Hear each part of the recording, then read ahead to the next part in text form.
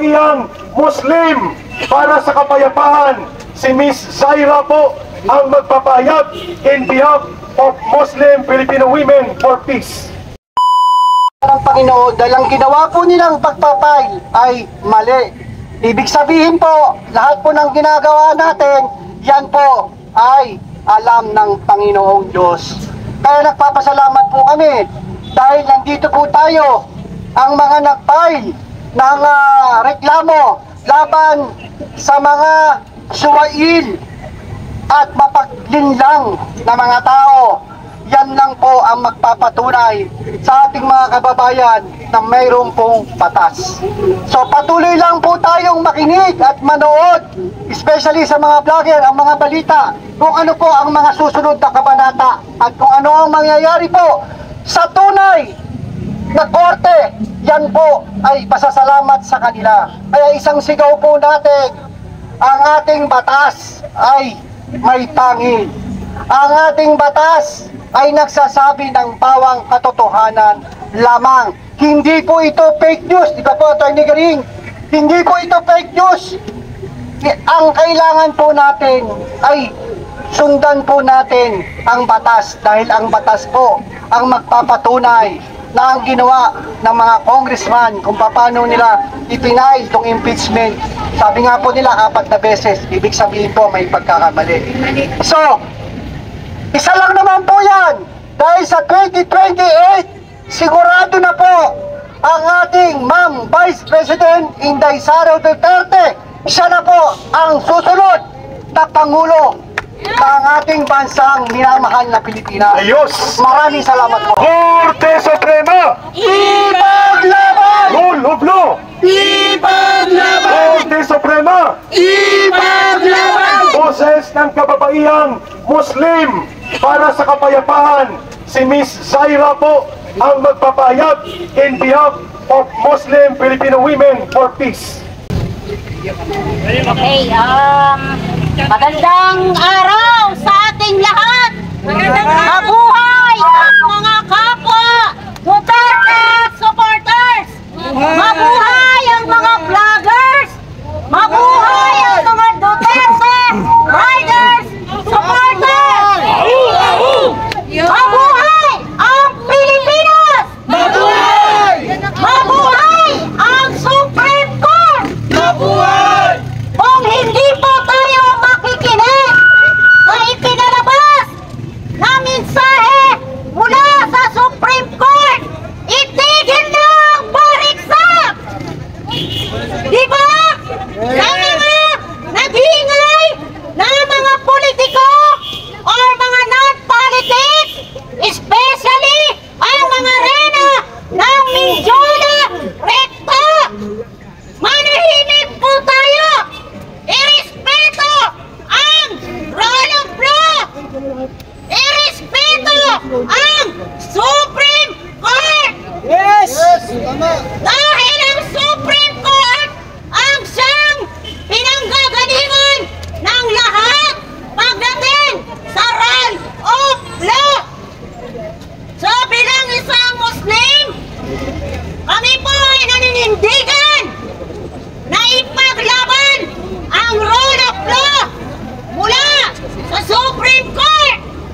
Tayo po ay nandito hindi para maghahatid ng kaguluhan, kundi para maghatid ng katotohanan, kundi ipadama ang malasakit ng Supreme Court para hindi po tayo magkagulo. Hindi po tayo pumarito para manggulo. Ipaglaban ang Supreme Court. So kung hindi po natin susundin ang rule of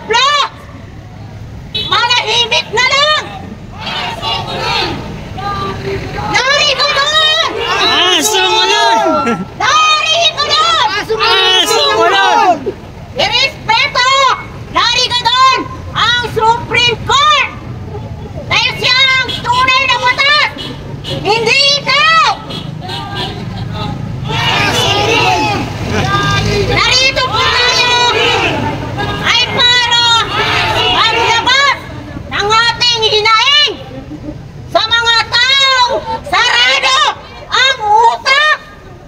Sarado ang kanilang pananaw! Gusto lang manggulo ang mga ayaw sumunod sa Supreme Court!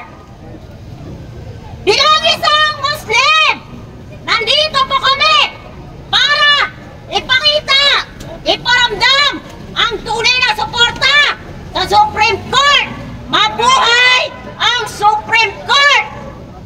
Pasensya na kayo at ako'y medyo masyadong emotional dahil po nararamdaman ko ang tunay na role of law sa ating bansa.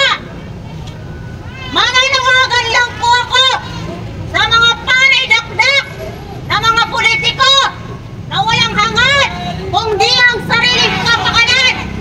Sumunod po tayo sa rule of law. Assalamualaikum warahmatullahi wabarakatuh. Mabuhay Inday Sara, Vice President of the Philippines. Yes. Allahu Akbar. Allahu Akbar! Maraming salamat kay Miss Zaira ng Muslim Women for Peace and Solidarity. Natapos na yata ang pag-ahain sa loob ng Korte Suprema. Tawagin natin si Miss Karen. Nandito pa ba si Miss Karen? Sa kabila. Nasa kabila yata. Bumili ng tubig. At naghanap ng tubig. Daniel, halika. Habang inaantay natin ang pag-uulat mula kina Attorney Mark Tolentino, pakinggan natin ang isang Filipino youth leader, si Daniel Long ng Asian Century Philippines. Yes! Wow! Salamat, Kay Eric. Mga kabansa, magandang araw po sa inyong lahat. Ako po si Daniel Long, isa akong Pilipino, manunulat, kolumnista, at isang tagapagtaguyod ng pagkakaibigan ng Pilipinas at China. We are here to stand with the Supreme Court, the rule of law, and for Vice President Sara Duterte. Nagsalita na po ang Supreme Court, final, binding, immediately executory, wala nang debate, wala nang polusot. Ang desisyon na nagpasura sa mga impeachment articles ay hindi lamang tagumpay ng batas, ito ay tagumpay ng katotohanan, ng hustisya, ng sambayan ng Pilipino. Huwag nating hayaang yurakan ito ng mga hindi marunong rumispeto sa konstitusyon. Kaya ngayong araw, buong ang suporta natin kay Attorney Ferdinand Topacio at kay Attorney Mark Tolentino sa kanilang paghahain ng indirect contempt charges laban sa mga walang galang sa Korte Suprema. Kung sinasabi mong makabayan ka, kung sinasabi mong tagapagtanggol ka ng saligang batas, kung ikaw ay isang officer of the court, then you must defend the Supreme Court, not defy it. Sino ba sila para umalma at umontra sa Korte Suprema? Hindi pwedeng selective lang ang respeto sa batas. Hindi pwedeng okay lang na we have to pick and choose kung anong batas na sundin natin. Kasi ayon po sa sa civil code, lahat ng mga decision ng Korte Suprema ay naging batas na ng Pilipinas. Kaya dapat natin sundin. Kasi itong impeachment naman, hindi ito usapan ng accountability. Ito ay halatang political agenda. 3 sunod-sunod na taon, unmodified opinion ang kinuha ng Office of the Vice President mula sa Commission on Audit. Ibig sabihin, sa madaling salita, malinis, maayos, at walang irregularidad sa pondo. Nag-testify na rin mismo ang team leader ng COA, Confidential Funds Audit Office, si Attorney Gloria Comora, na nagsumite po ng documentary evidence ng Vice Presidente. So malinis po siya. Wala ko naman niya, walang takaw. Kaya ang tanong, bakit pa rin pinipilit, ini-impeach at kinapagpili si VP Sara? Dahil si VP Sara Duterte ay sunod na Pangulo ng Pilipinas sa 2020. Sure. Hindi, okay bro, okay lang ako bro. Siya ang Thank you bro, thank you. Number 1 sa lahat ng surveys at pinakamataas ng trust rating.